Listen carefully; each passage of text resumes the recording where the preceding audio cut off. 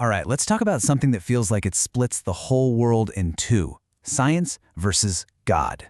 You hear it all the time, right? But what if I told you that for a lot of scientists, rejecting a creator has almost nothing to do with the evidence they find in a lab? What if it's really about a philosophical choice they made before they even started looking? Yeah, let's get into that.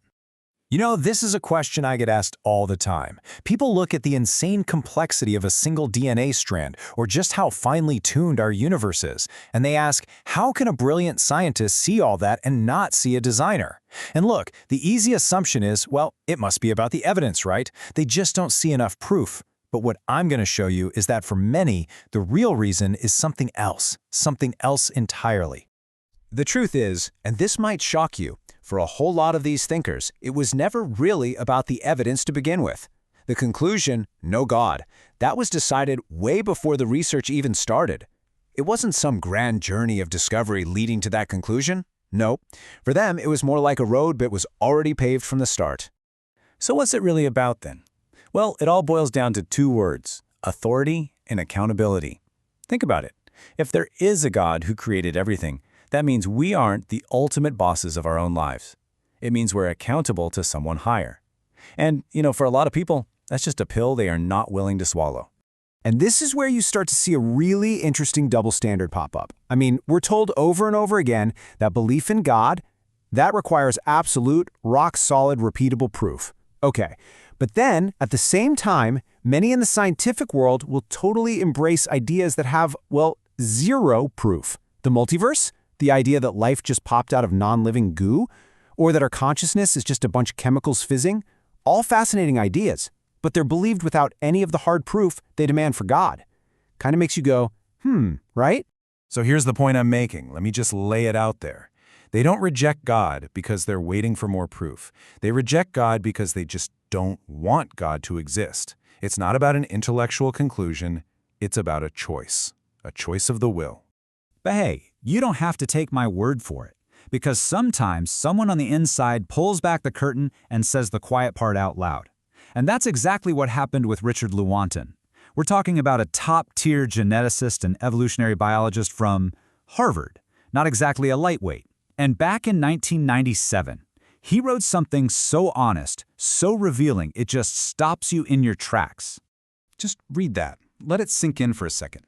This isn't some blogger in his basement. This is a giant in his field, a Harvard scientist admitting, right there in black and white, that they take the side of science even when it seems absurd. Why? Because they've already committed to materialism. This isn't a scientific statement, folks. This is a philosophical confession. Okay, this quote is it's everything. It's so important that we absolutely have to break it down piece by piece to really get what he's admitting here. So let's do that. Let's decode this thing phrase by phrase. Okay, first up, in spite of the patent absurdity. I mean, wow. He starts right off by admitting that some of the ideas in science are patently absurd. He's not mincing words. That means obviously ridiculous. He's basically saying, yeah, we know some of this stuff sounds completely nuts, but we're sticking with it. That right there should make your ears perk up. So why? Why stick with the absurd stuff? He tells us right in the next breath, because of a prior commitment to materialism. And that word, prior, is the whole ball game. Prior means before the evidence, before the experiments. The commitment was already made. Materialism, the idea that the physical world is all there is, it wasn't the conclusion they reached, it was the rule they started with. And then comes the knockout punch. This last part lays the motivation bare. We cannot allow a divine foot in the door. Notice what he doesn't say. He doesn't say, the evidence has shown there's no divine foot. Nope. He says we cannot allow it.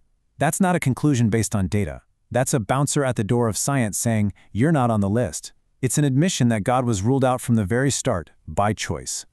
So, let's put it all together. You accept ideas you admit are absurd. You have a belief system you commit to before you even look at the facts, and you flat out refuse to even consider an alternative explanation. What does that sound like to you? Because one thing is for sure, this is not about following the facts wherever they lead. It just isn't. The moment you decide on your conclusion before you start the investigation, you've left the path of pure, unbiased science. Let me be blunt. What he's describing, that's not science, period. Real science is supposed to follow the evidence no matter where it goes. It's not supposed to have a destination already programmed into the GPS.